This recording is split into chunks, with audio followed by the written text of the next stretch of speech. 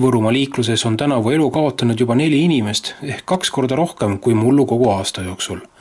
Viimati juhtus traagiline õnnetus 22. oktoobri ööl, kui Antsla vallas hukkus 22-aastane mees. Viimane traagiline liiklusõnnetus toimus siis möödunud öösel, kus siis Antsla vallas Soorukangsti Matsi 4. kilomeetril põllu peal oli siis sõiduauto Audi A4, mille kõrvalt siis leiti surnud noormees.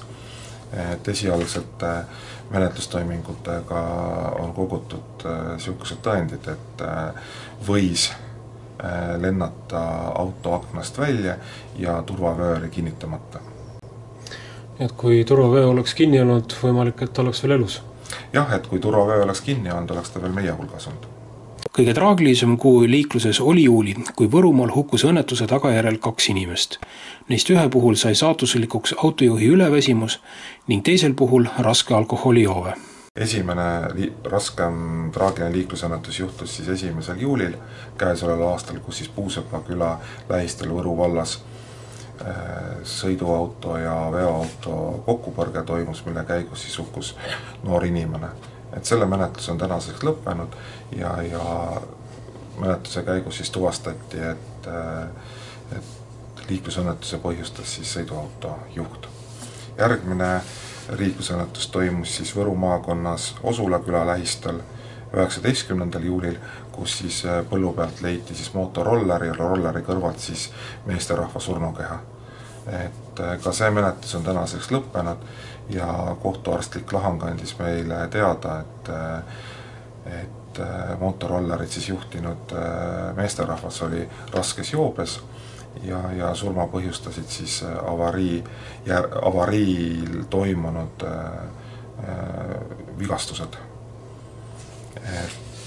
Ja järgmine liiklusõnnetus traagiline toimus 21. augustil jälle siin Võru valla Puusepa küla lähistel, kus siis ootamatult hüppas väikebussile ette üks noormees, kes siis vigastustesse hukkus.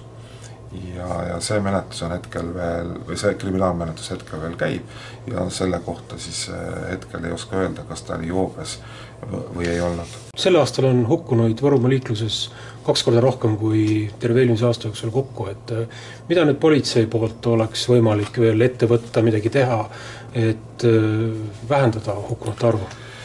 Politsei on järjepanu rohkem panustanud liiklusjärelevalvesse ja eks me panustame jätkuvalt liiklusjärelevalvesse.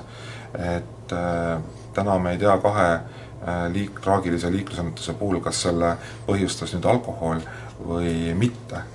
Et ikkagi alkoholijoobes ei tohi istuda rooli ja ka teine manitsus, et ka kui on väsimus, et ka sellises seisundis ei tohi autot juhtida.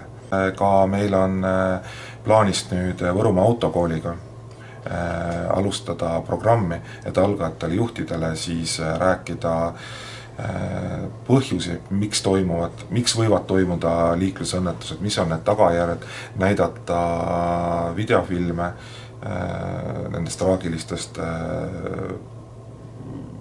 avariidest, mis need põhjustasid, et panna inimesi juba mõtlema enne seda, kui nad esmase juhiloa kätte saavad.